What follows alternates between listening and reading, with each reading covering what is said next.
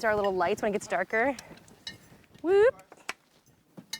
Bug spray, a must whenever you're existing in Philadelphia anywhere.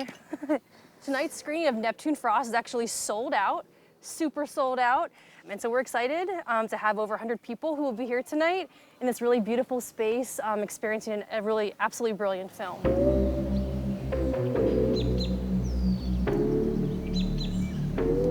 Since our foundation, our birth as cinéSPEAK, we've been a mobile or nomadic pop-up cinema. Hello.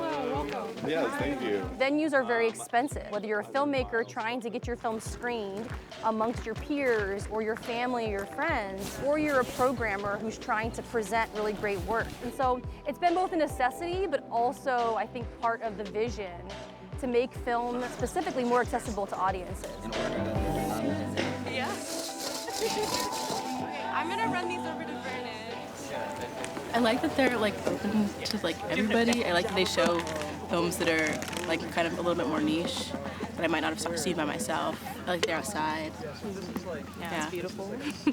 This is 1,000 times better than sitting in my apartment, I'll tell you that. Yeah, just being surrounded by nature, I think, enhances the experience by far. cinéSPEAK and Sarah are like very committed to excellent projection and sound, and you don't get that at every outdoor screening in the Philadelphia area. I'm a big fan of Afrofuturism and Saul Williams' work in general. Really important to see it on a big screen. Once upon a time, tango yakala, once upon a time. Neptune Frost is a really cool Afrofuturist, sci-fi, black coming-of-age story. It's a musical about this person who is coming into themselves and discovering different pieces of their gender and revolution and just the fight to be free, really. Hi, I'm Sarah. I'm the executive director of cinéSPEAK. Thank you again so much for being here. Thank you so much for selling out this incredible film. You all are some amongst the few in Philadelphia to see this film, and especially in a really proper way that is amongst community, and we're so honored to host you. Bathrooms are that way. Get up and walk around, meet some people, and we hope you have a great time. Thank you. I say I loosely founded cinéSPEAK in the fall of 2013, so we're entering our 9th year, soon to be going on our 10th. I think what's funny is that I didn't know we were doing sort of art house or independent cinema from the beginning. I didn't know what it was called. In terms of creating these moments around film, our first screening in October of 2013 was in a batting cage. And it was really cool.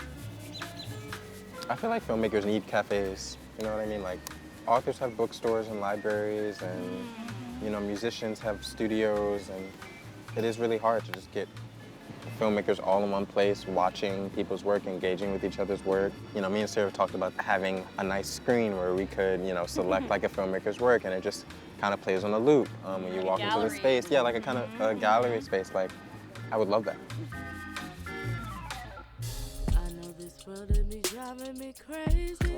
Sitting back, but only my... Every time I see a really good movie, I feel like I'm like floating when I leave the theater. And I feel inspired to go make things and tap back into my own voice. I think in terms of programming, I want people to have that same experience.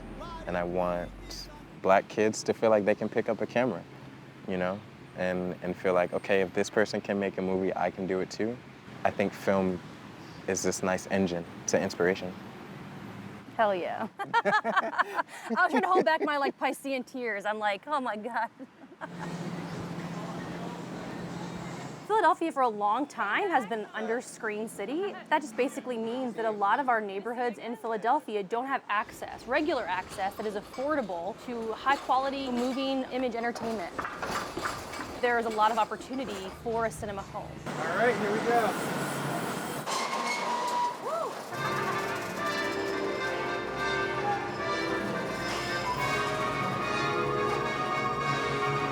In our research, we discovered a historic theater, a gem, at 41st and Lancaster, which was built in the early 1900s, the Leader Theater. And so it's been closed since the 60s. But we'd be really excited if that ended up being a place for us to call home. You want to come on in, Miss Johnson?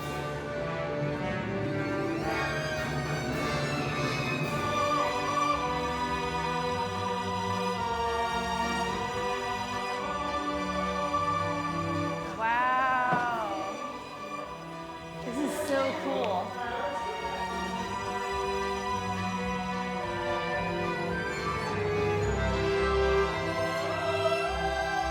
I'm so excited. Yeah. It's aged a little bit, but they're gonna bring it back to That's fantastic. look at new conditions. I see myself sitting right up here. Yeah. Did you come with friends or siblings? Or Yeah, my friends, parents? girlfriends, sisters. I have 6 sisters. Just take your time. To be in a space that is formerly a movie theater while trying to work on a project to build a movie theater is pretty magical. I was looking back at my old sketchbooks from high school. I actually have drawings of having a cinema. I didn't really know what that meant, but I always thought it was cool, the idea of having like a movie theater, like art space. And I've always dreamed, you know what I mean? And I think it feels so wild to me that 9 years we're thinking about being able to have a space and build it with community. You feel pretty solid this could be done in a year? About 12 months. Well, you can see there's all the windows to the open. Oh, wow. Yeah. Oftentimes, you see a lot of what's screening in Philly at a lot of our major megaplexes is super white. It's super cis and het, and we feel like I think a real personal responsibility, an organizational responsibility to make sure that important stories get in the hands and the ears and the experience of Philadelphians. Does that make sense? Oh yeah. Okay. My God. What? I'm not one for brevity.